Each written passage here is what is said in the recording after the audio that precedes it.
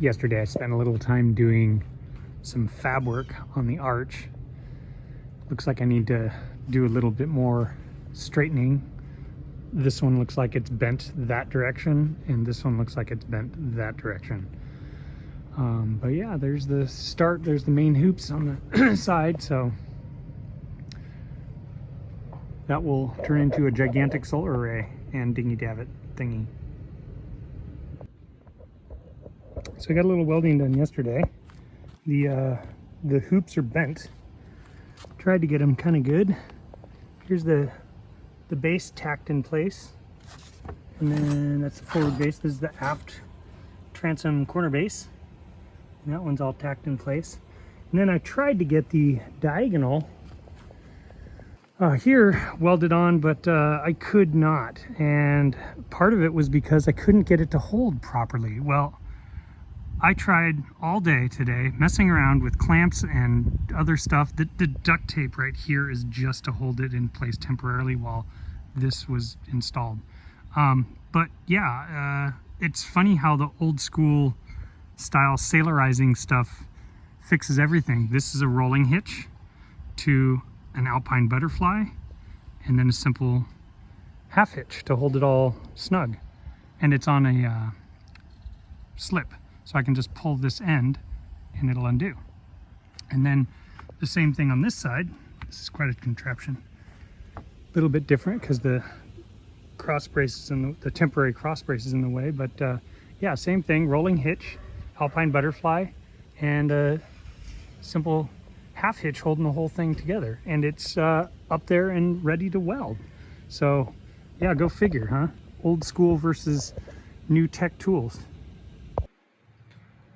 This is my Swiss PVC board with my solar charge controllers, all 5 of them, and the 6 battery management systems. And then this is the Lynx power in with the fuse install mod. And I got the negatives all hooked up here. And I'm about to do the positives from all of the on-off switches to the bus bar here on the side of the fuses. And then hopefully I'll get this thing ready for actual power systems. Solar panels, power distribution throughout the boat, wiring to the breaker panel, all of that stuff. So it'll be a lot easier if this is all, the primary power is all done, and then I can do the other stuff, you know, later on. The reason for bouncing around is really weather. I have the arch that I'm in the middle of doing, and it's all wet. It's been raining a lot every day for the last couple of days, and it's probably going to do so for the next week. A lot of named storms and hurricanes off the coast in the Atlantic. Anyway, this is my day's project. So I've been working on this all day. The weather's been kind of not great, but so now let's see if I can try to get a little bit better view. I have the battery management boards behind, mounted directly to the Swiss PVC, and then each isolation switch for each one of the 6 battery banks and the six BMSs. And then all of the cabling comes back to the Lynx power in, which I put fuses on. So there's fuses behind here for each battery. And then the wiring is paired. So this, for instance, goes down to that BMS and that battery bank. And this one goes down to this BMS and that battery bank down here, and so on and so forth. That's all fine and dandy, and that's all great. So now I have 24 volts power to the Lynx distribution system, which each one is independently fused. And then I remote mounted this setup with these pair of 4-aught cables, and then this will go to power distribution for the rest of the boat. So this is battery side, and this is input output side. So all of the solar charge controllers up here are going to go to a fuse block up here, and then from there one single wire that comes down to here with a single fuse that goes across, and so on and so forth. The house bank power will go out there and then probably into, or maybe it's up here for the house bank, and and all the rest of it. So four of the, basically these four bottom ones will go all to the inverters, that which are going to be mounted right here. I'm going to get all four inverters right in this general vicinity. It's going to get really busy. It should be pretty awesome. Anyway, that's today's update. I've been doing more electrical work today. So I installed all of the breakers, and this is the 24 volt DC panel. I don't remember all of what each breaker is for, but I have it written down. So that's this one. I also installed the GX Touch 50 touchscreen display for the Victron, and then I installed the Serbo GX controller here.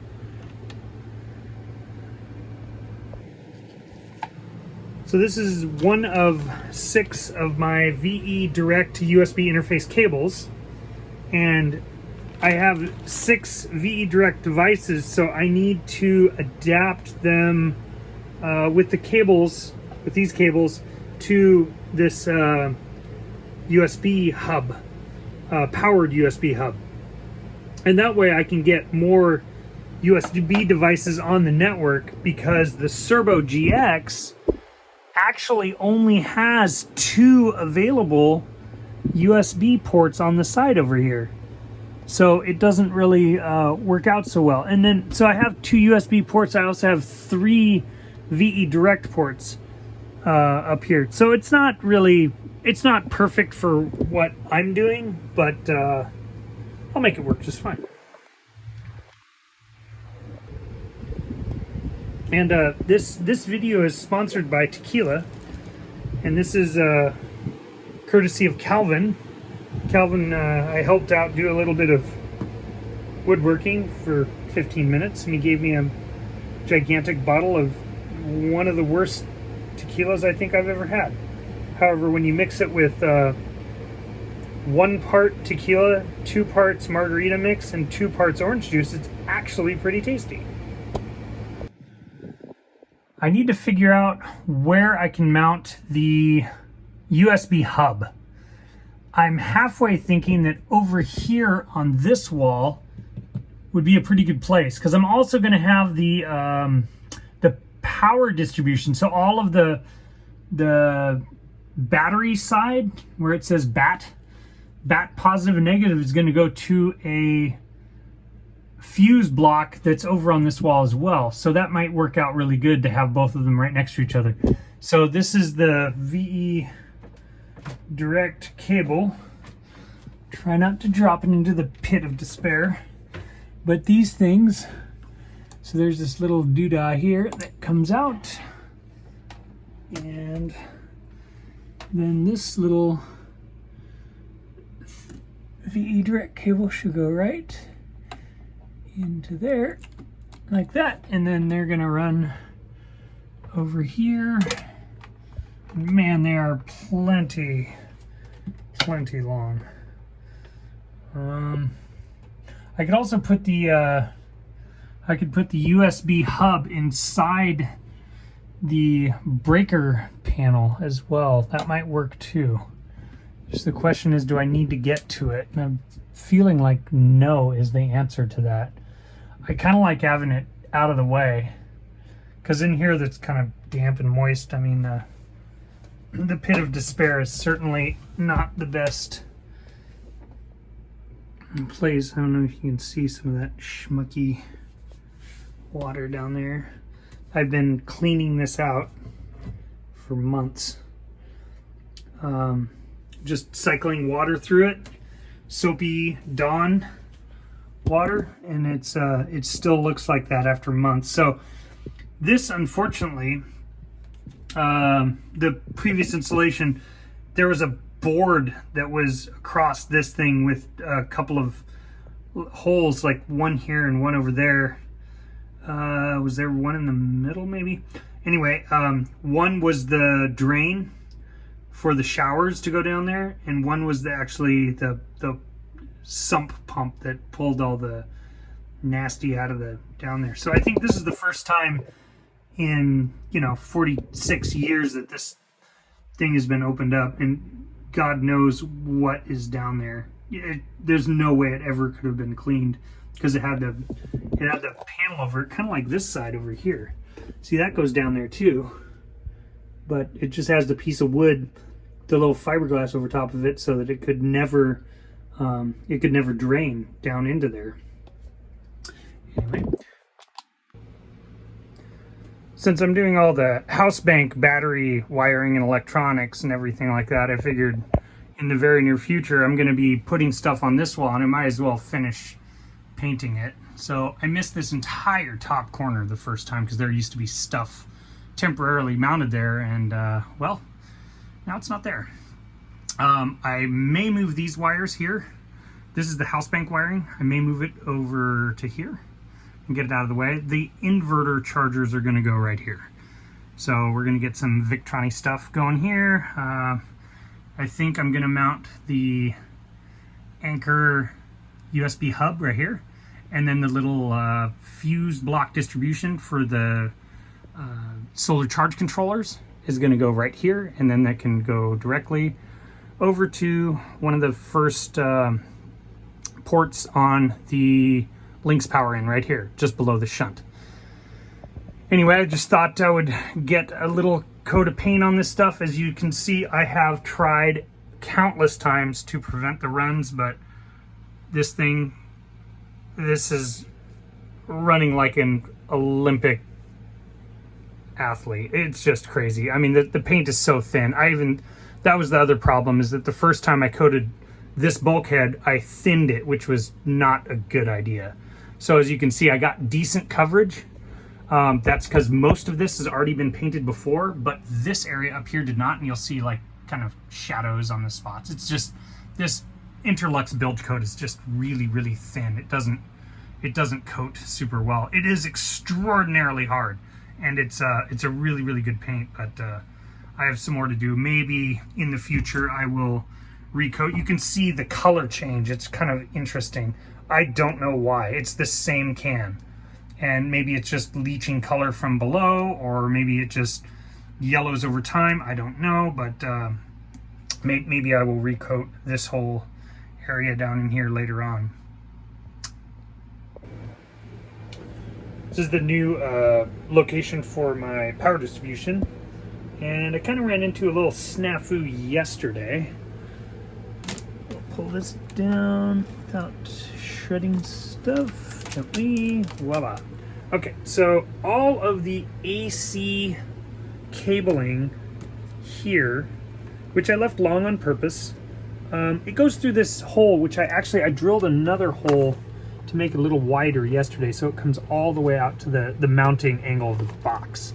I also drilled this other hole on the other side, way over there, so that I can route some wires through there. And I think what I'm going to do is I'm going to take all of my AC wiring and go through the hole on this side, and this will be all my DC wiring.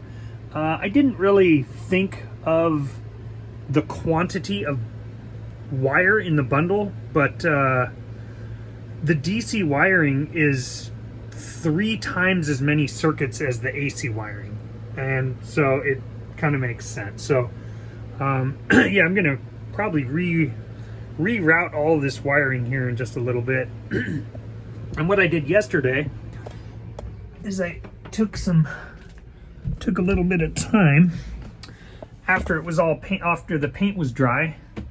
It looks pretty spectacular, and then I put all these little mounts so I can do all of that. And this is the solar charge controller power distribution. So each output will be fused.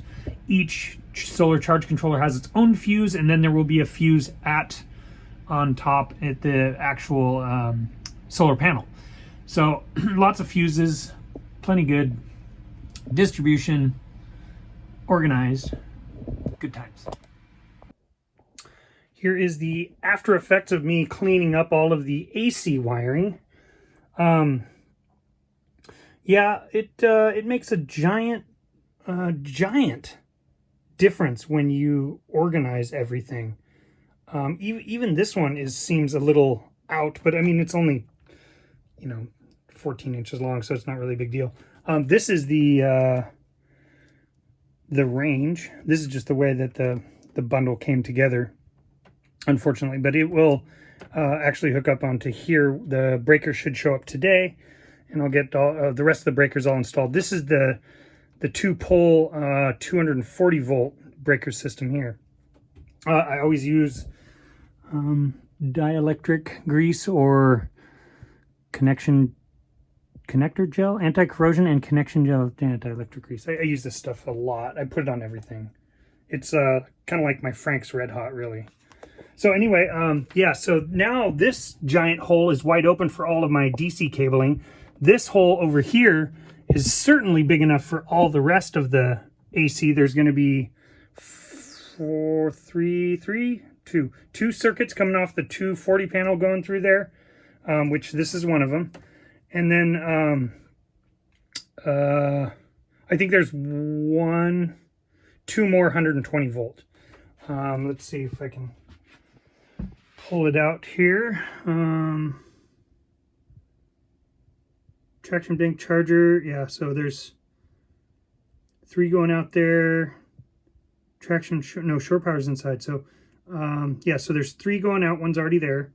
The 240 volt plug is actually inside the space, and then 120, I have the washing machine and the air conditioner.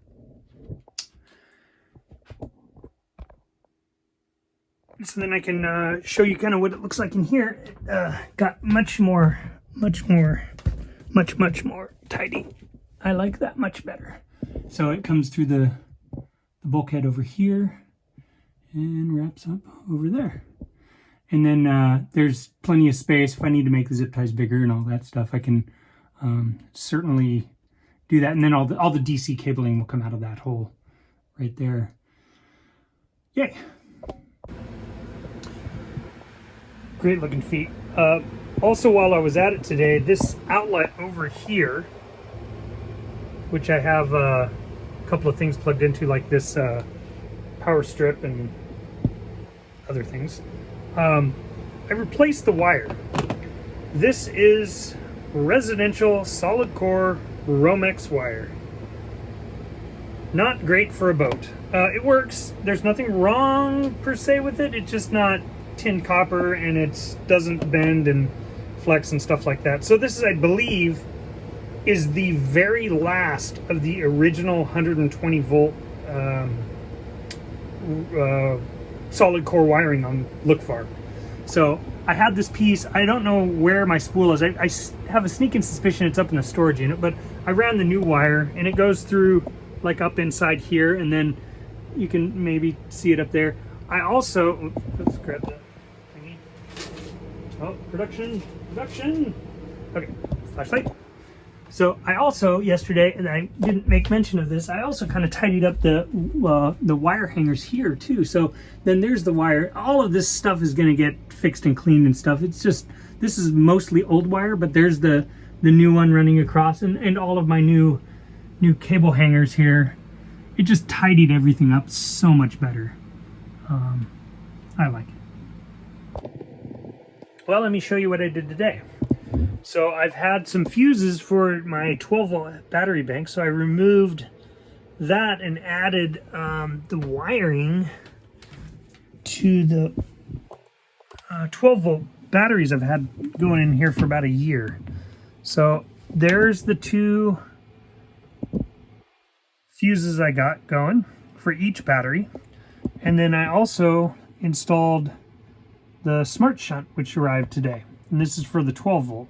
And I don't have the VE Direct Victron thing going, but the Bluetooth does work. So that's great.